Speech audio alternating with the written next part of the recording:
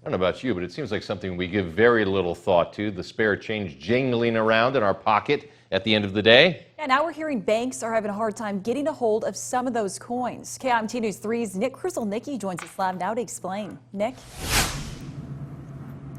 Yes, Katie and George, I've been searching around the house and I did manage to find a little bit of spare change in my bank here. Now, across the country and here locally at some of the banks, they're having a hard time finding some of that extra change that would be jingling around in the teller's drawers. I don't know, that's weird. Like, banks usually have that. Larissa Connerly finds it odd that banks are having trouble getting some spare change. I feel like they have like a lot of change at like gas stations and stuff, and people are always getting change, so it shouldn't be hard to bring it in. But it has been hard for local banks. As Matt Bradley from First Security explains, business shutdowns during the pandemic have slowed the roll of coinage.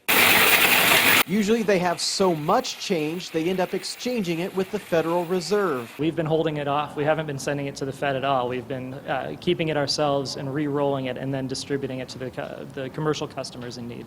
While the Feds are usually generous when it comes to sending out more coins, lately they've been a little more stingy. They have put a limit on the bank requests for coins. So typically we'll order several $1,000s in different mints of coin, and they just send whatever you need.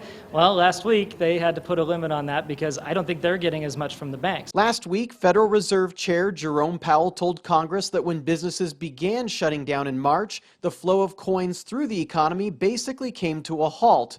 Consumers haven't been spending them, and the U.S. Mint has been producing less of them. Lacey Reams is a little concerned about the coin shortage. I'm self-employed, so I rely on getting change from the banks to give my clients change. She tells me it might be time to cash in her daughter's piggy bank in order to get the money flowing once again. Now, Bradley told me he expects this coin crunch to start easing up as businesses are reopening and more money starts moving into the economy. It shouldn't be too much longer before things get back to normal.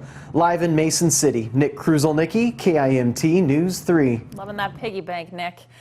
The U.S. Mint slowed down production of coins during the spring because they wanted to keep workers safe from the coronavirus. The Federal Reserve Chair believes the shortage will resolve itself as the American economy reopens.